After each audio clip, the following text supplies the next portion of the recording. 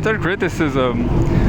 Reading Russia Today, try to see what happened with. Well, Evo Morales is safe, I guess, but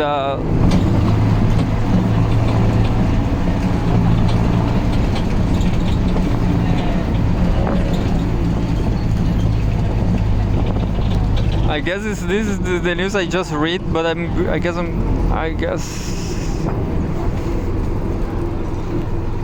yes, it's just what I read.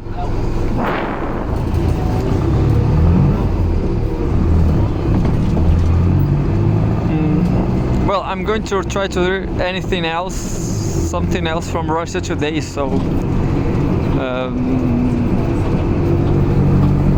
there's a declaration from Kazan 2024, the BRICS summit.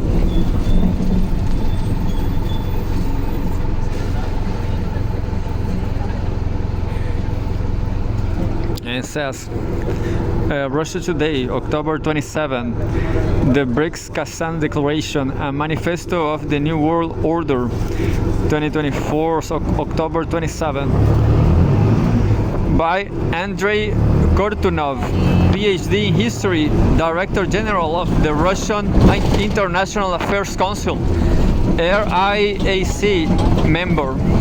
And we have a photograph.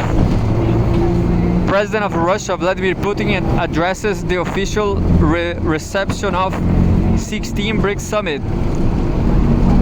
The BRICS Kazan Declaration suggests that the BRICS, in its expanded composition, is ready to open a new chapter in history. Never before have such voluminous documents been adopted as a result of the group summits. Moreover, the Kazan Declaration will be the subject of great interest in the world's political and academic circles, as well as the object of criticism by opponents of BRICS. For the first time, the group's unified visions of current state of the international system is set out in detail. The declaration is a voluminous document containing 134 paragraphs, some of which are quite long. The statement adopted at the previous summit in Johannesburg in August 2023 contained only 94 paragraphs, and a document adopted in Beijing in July 2022 had 75. Thus, year by year, the outcome has become increasingly detailed and, as it is now customary to say, substantive, reflecting the gradual increase in the intensity of the group's engagement and the broadening of the substantive scope of its multilateral cooperation. The Kazan Declaration consists of a preamble and 4 sections dealing with 1. Strengthening multilateralism, 2. Global and regional security, 3. Financial and economic cooperation, and 4. Humanitarian exchanges. This division seems reasonable in the line with the priorities of the Russian chairmanship announced a year ago.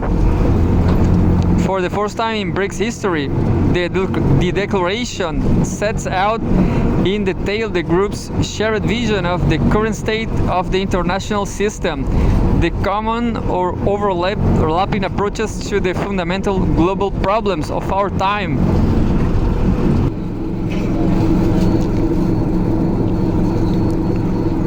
and to acute regional crisis, and the contours of a desirable and achievable world order as the members of the group currently see it.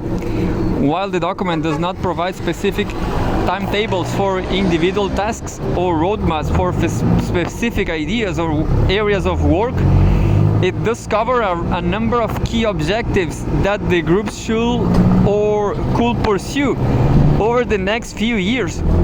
It is clear that the summit itself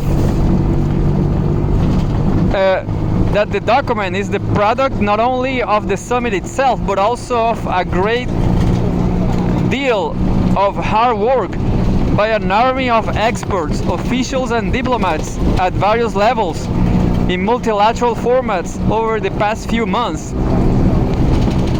The multilateral negotiation of the final text of a document of such length and importance is in itself a non-trivial task, especially as the text had to be negotiated not in the old format of the 5 BRICS members, but with the involvement of new members who had no previous experience of such work. One can only guess at the amount of work that went into the 43 pages of the final document. Reading through the text of the declaration, it is easy to see that there is a clear balance between the security and development agendas. This balance suggests that the group has deliberately chosen to maintain its very broad mandate and will not focus its future activities on one thing. For example, promoting trade among the group's members, and some experts have suggested. Rather than adopting a narrow thematic approach, BRICS intends to position itself as a multitasking laboratory of global governance, where new algorithms of multilateral cooperation and innovative models for solving world's major economic and political problems can be tested, including trade, finance, and strategic stability. The group's political investment portfolio is thus more than diversified, and this diversification increases the chances of success for at least some of its many initiatives.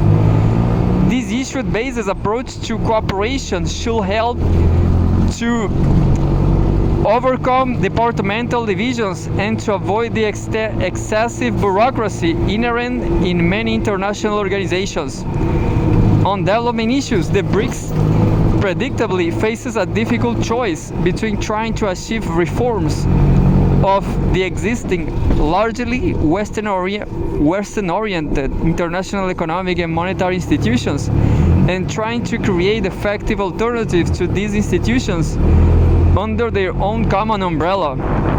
Judging from the text of the declaration, the intention is to maximize both opportunities. It calls for fundamental institutional changes in all multilateral structures, such as the IMF or the IBRD, while at the same time stating the BRICS' intention to further promote non-Western institutional alternatives to these predominantly Western structures, such as the New Development Bank, NDB, and the BRICS Contingent Reserve Arrangement, CRA. On the one hand, the document strongly supports the World Trade Organization, WTO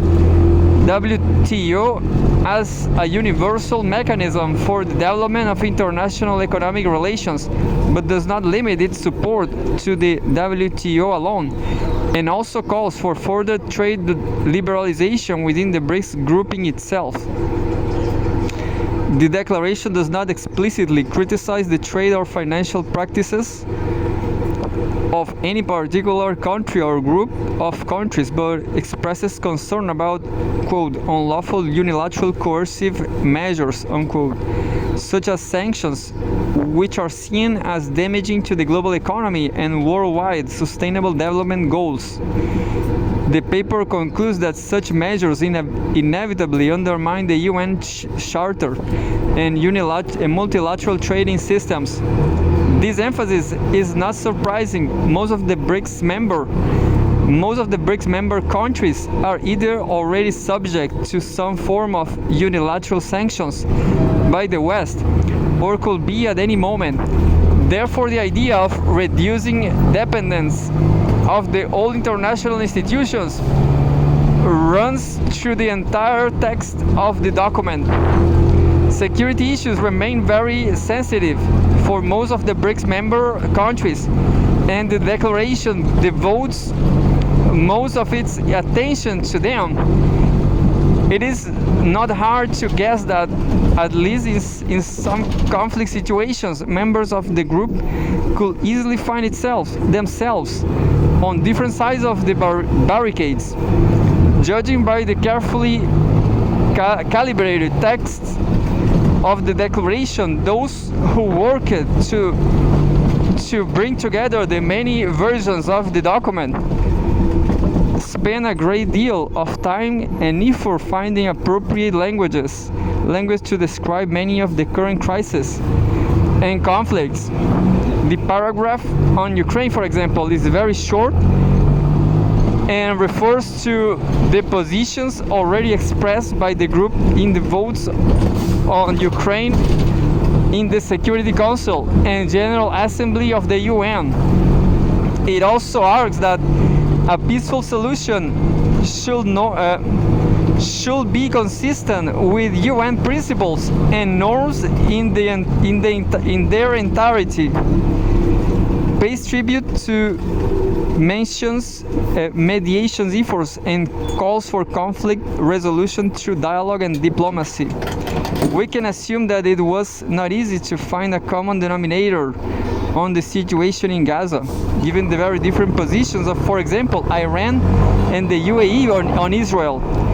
This statement on the need to respect the territorial integrity of Syria could be interpreted as an implicit criticism on the Turkish military presence in that country, which Damascus has not explicitly authorized. It was probably easier to agree or on less contentious issues, such as the ongoing nation-building crisis in Haiti, which is why the paragraph on this was relatively long and detailed.